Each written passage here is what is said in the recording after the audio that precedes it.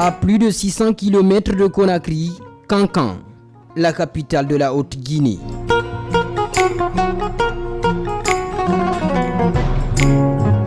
Située dans le nord-est de la République de Guinée, la région administrative de Kankan couvre une superficie de 11 564 km² pour une population estimée à plus de 2 millions d'habitants. Cette partie du pays est depuis toujours confrontée à de nombreux problèmes de santé et des épidémies.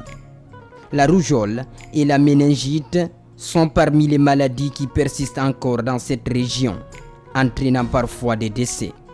Pour stopper la propagation de ces deux maladies mortelles et hautement contagieuses, la Fondation Santé et Développement Durable et son centre d'excellence de formation et recherche sur les maladies prioritaires en Guinée sont à pied d'œuvre pour contribuer à améliorer l'efficacité d'une campagne intégrée contre la rougeole et la méningite à travers une planification collaborative. Le but, c'est aider les autorités, les décideurs au niveau national et l'ensemble des partenaires, y compris à l'extérieur, pour mieux comprendre ces contraintes, comme je le disais tantôt, et ces facteurs favorisants pour que nous puissions aboutir à des campagnes intégrées de meilleure efficacité. Donc, au lieu de faire des campagnes séparées, et l'avantage d'une telle campagne intégrée permet vraiment de faire des économies dans la mise en œuvre et aussi au niveau de l'impact que représentent les communautés qui vont être touchées une seule fois. Oui, ça fait de l'objet de dialogue, l'objet d'entretien, de travaux, d'ateliers, de validation au plus haut niveau par le comité de coordination interagences, qui est piloté par son excellence monsieur le ministre de la Santé, dans le quel le comité, le partenaire siège et toutes les parties prenantes au niveau gouvernemental et au niveau de la société civile et de toutes les ONG, n'est-ce pas, qui évoluent dans le domaine de la santé. Et ces documents ont été validés, n'est-ce pas, avec l'appui des partenaires. C'est l'occasion pour moi aussi de remercier toutes les autorités sanitaires du pays, du ministère de la Santé, de la décentralisation et aussi du plan, mais aussi des partenaires qui se sont impliqués dans cette étude, en particulier la coordination nationale du programme élargi de vaccination, l'unité de gestion et d'appui à la coordination des programmes au niveau du ministère de la Santé, mais aussi HCE qui a financé cette étude pour nous permettre de réaliser cette étude de cas sur le terrain. Afin d'assurer la protection constante des générations futures, les partenaires techniques et financiers appuient les autorités sanitaires de la région de Kankan qui se trouvent être dans la ceinture méningite à introduire ce vaccin dans leur programme de vaccination systématique. Le pays a mis en place, à l'instar des autres pays du monde, avec l'appui bien sûr de l'Organisation mondiale de la santé, un groupe qu'on appelle le groupe technique consultatif sur la vaccination qui statue et qui conseille le gouvernement, nos politiciens sur l'introduction de toutes nouvelles molécules de vaccins dans le pays. Et ce groupe-là, en partenariat avec tous les autres partenaires qui interviennent dans le domaine de la vaccination, je vais parler de l'UNICEF, l'OMS, la Banque mondiale, Gavi et la Fondation Bill Gates, et ont tous assisté aux différents dialogues depuis l'élaboration des modules de formation, des thèmes de référence pour l'introduction du vaccin en Guinée. Et aussi ça a fait l'objet aussi d'un débat lors du dialogue consultatif qui a été organisé par Gavi en 2019. Pour la réussite de cette étude, la Fondation Santé et Développement Durable et son centre d'excellence de formation et recherche sur les maladies prioritaires en Guinée a mis en place un comité de pilotage pour identifier les opportunités et les défis de l'intégration de la campagne de vaccination intégrée. Notre institution a soumis ce projet de recherche dont je suis le principal investigateur pour comprendre les facteurs limitants, les contraintes et les facteurs favorisants pour l'intégration des campagnes depuis le niveau de la planification, la pré-campagne jusqu'au moment de la mise en œuvre, y compris les perceptions, l'adhésion des communautés à ces campagnes intégrées. C'est l'implication, n'est-ce pas, des acteurs impliqués, n'est-ce pas, dans le processus, n'est-ce pas, de santé. Il s'agit les cadres, n'est-ce pas, au niveau des districts sanitaires, que ce soit au niveau des restes, que ce soit au niveau des PS, que ce soit au niveau périphérique, et aussi les autorités administratives. Il faut aussi l'implication, n'est-ce pas, de la communauté. C'est une équipe qui se rend dans les localités ciblées. La démarche consiste à faire du porte-à-porte pour évaluer l'acceptabilité du vaccin et surtout l'implication de la communauté dans la mise en œuvre de la campagne intégrée. Donc nous avons visité 5 centres de santé et nous avons eu la chance là également d'interviewer l'ensemble des acteurs au niveau de la communauté et au niveau des structures sanitaires qui sont impliqués dans le processus d'intégration des campagnes et dans le processus de la planification des campagnes. Donc nous avons rencontré les chefs de centre et leur équipe, les agents vaccinateurs, nous avons pu rencontrer les élus locaux, les autorités administratives, nous avons rencontré également les mobilisateurs sociaux, les acteurs de la communauté vraiment qui sont impliqués dans les activités de la vaccination. Et pour terminer, au 5e jour, nous avons rencontré les ménages. Donc nous avons été dans les ménages, dans les 5 aires de santé qui ont été choisies et nous avons échantillonné 20 ménages par aire de santé, ce qui nous a fait un total de 100 ménages qu'on a enquêté, on a posé des questions et je pense que c'est un vrai succès. Dans la sous-préfecture de Balandou, comme dans toutes les autres localités parcourues par notre équipe, le constat est le même. Les agents de la FOSSAD frappent aux portes des habitants pour collecter des informations relatives aux 2 maladies mortelles que sont la rougeole et la méningite qui envahissent la région. Sur les lieux, un guide communautaire est mis à la disposition des agents. Sa mission est de faciliter la communication et la compréhension avec la communauté. Mon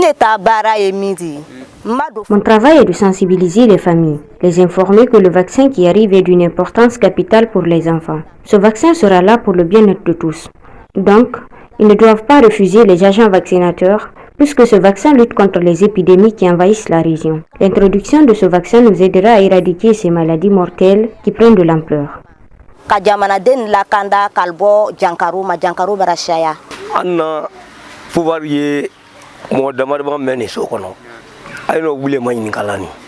Mon rôle, c'est d'informer les citoyens de l'arrivée des agents vaccinateurs. Les imams et les autorités locales constituent notre point focal. C'est eux qui nous aident à relayer l'information en sensibilisant les mères de famille. Avant, les agents pouvaient se rendre dans certaines familles, trouver qu'elles sont allées au champ. Donc, les 2 vaccins seront très bien pour la population. Face à ces 2 maladies mortelles, les leaders communautaires relaient l'intérêt de la vaccination aux populations concernées. Moi, mon rôle d'abord, c'est procéder à la sensibilisation de ma population. Une fois connaître l'importance de ces vaccinations, je dois passer à la sensibilisation, vulgariser, dire l'importance de la vaccination à ma population. Si je trouve encore toujours qu'il y a des gens qui n'arrivent pas à se vacciner, je dois toujours venir vers eux, dire pourquoi ça là. Chez nous, si vous allez voir certains parents qui vont dire que chaque fois qu'on vaccine nos enfants, à la suite de ça, les enfants ont le corps chaud, ceci, cela. C'est par mes connaissances. C'est par mes connaissances. L'État ne peut pas dire de vacciner les enfants ou de vacciner la population qu'à la suite de ça qu'il y a la maladie. Le moment aussi est propice parce que nous sommes la saison pluvieuse et il y a c'est en ce moment que les maladies se propagent. Donc si on associe, c'est vraiment, pour nous les élus locaux, c'est bien, c'est bon. Parce que notre souci, c'est pour la communauté. Tout ce qui vient au nom de la communauté, nous, on brasse à notre bras ouvert. L'autorité est là pour tenir informé, pour sensibiliser, convoquer les élus locaux et les membres pour élargir les informations, leur donner l'importance de la vaccination. Les gens comprendront parce que leurs enfants ont été atteints, d'autres ont été atteints. Donc à partir de ça, nous connaissons l'importance de cette sensibilisation. Dans cette région de savane, Les épidémies se produisent pendant la saison chaude, de décembre à juin, et s'arrêtent pendant la saison pluvieuse. Les nourrissons, les enfants et les jeunes adultes sont les plus exposés au risque d'infection. La vaccination est le seul moyen pour le moment pour la prévention de toute maladie épidémique. L'avantage nous permettra de réduire le taux de morbidité et de mortalité dû à la méningite et à la rougeole.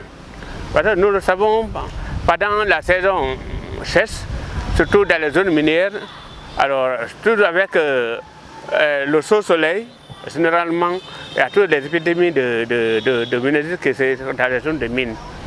Donc l'avantage c'est de faire en tout cas une couverture vaccinale à tous les niveaux. Notre avis, vraiment, l'intégration sera salutaire parce qu'avec la méningite et la rougeole, donc presque la communauté adhère à ça. On trouve vraiment un impact positif par rapport à l'éradication de cette maladie dans la communauté. Ce nouveau vaccin contre la méningite concerne les enfants de 0 à 15 mois et les activités vaccinales devrait s'étendre sur une période de 2 ans. À partir de ce lancement, les enfants seront conduits au centre de santé dès qu'ils atteindront 15 mois. La vaccination se fait par voie injectable. La vaccination est gratuite et sans danger pour la population. Nous invitons les parents à conduire les enfants cibles au centre de santé pour leur vaccination. La vaccination est la stratégie la plus sûre pour lutter contre la méningite. Les agents de santé prendront toutes les dispositions utiles pour assurer à la vaccination la sécurité requise. Dans le cadre de ces efforts visant à éliminer les épidémies mortelles, le projet vaccin contre la méningite et la rougeole a mis au point un vaccin abordable contre ces 2 épidémies. Entre 2005 et 2014, la Guinée a connu plusieurs épisodes épidémiques de méningite à méningocoque. La Guinée, à l'instar des autres pays de la région africaine, a planifié l'introduction du MENA en vue de ralentir l'augmentation du nombre d'enfants sensibles et permettre ainsi de parer aux épidémies de méningite. C'est la vaccination qui a fait que la rougeole a diminué considérablement. Et quant à la méningite, il fut des temps ici où vraiment il y a eu beaucoup de décès avec la méningite. Et c'est tellement important que l'intégration de cette campagne, ça va baisser le taux de ces 2 maladies dans notre préfecture, qui embêtent beaucoup nos enfants. Dans un système où les ressources se font rares, l'intégration est une bonne stratégie de mutualisation technique et financière, estiment les autorités sanitaires du pays. L'intégration est une stratégie que nous apprécions. Ça fait partie vraiment des objectifs de l'unité de gestion. Sur le plan efficience, d'être beaucoup plus efficient et la mutualisation entre plusieurs stratégies et plusieurs financements. Et je pense que nous avons fait l'expérience avec les regroupements des programmes. Avant, il y avait une vingtaine de programmes. Aujourd'hui, nous avons 7 programmes. Et quand vous prenez rien que le programme de lutte contre les maladies tropicales négligées, il y avait une dizaine aujourd'hui. C'est un seul programme dans un seul bâtiment avec les mêmes ressources. Et je pense que si on fait aussi cette intégration au niveau des campagnes de vaccination, sur le plan économique, ça va être rentable.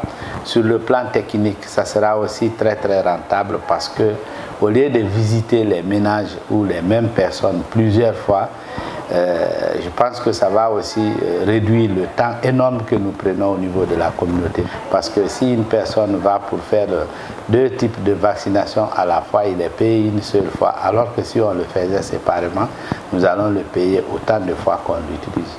Lorsque le programme de lutte contre le palu s'associe au programme de lutte par exemple des maladies non transmissibles, on a des méthodologies de fonctionnement qui ne sont pas forcément les mêmes. Donc il faut qu'on puisse se regrouper, s'accorder et avoir une conception commune de comment nous allons mettre ces activités-là sur le terrain. Lorsque vous avez des cibles communes, ça fait que vous avez à peu près les mêmes personnes, c'est plus facile d'intégrer. Mais lorsque vous avez des cibles différentes, ça alourdit la charge effective des agents qui doivent le faire sur le terrain. Et bon, en plus de ça, il faut aussi bien organiser la logistique. Parce que quelquefois, intégrer 2 programmes, ça alourdit la logistique. Or, lorsque la logistique n'est pas bien coordonnée, ça peut entraîner des déphasages sur la mise en œuvre des activités. Donc, ce sont entre autres les défis auxquels il faut s'accorder. Pour atteindre cet objectif, la Fondation Health Campaign Effective Events et Global Health Tech Force sont entre autres partenaires qui accompagnent la FOSSAD dans la réalisation de ce projet d'étude de cas en Guinée, notamment dans la région de Kankan.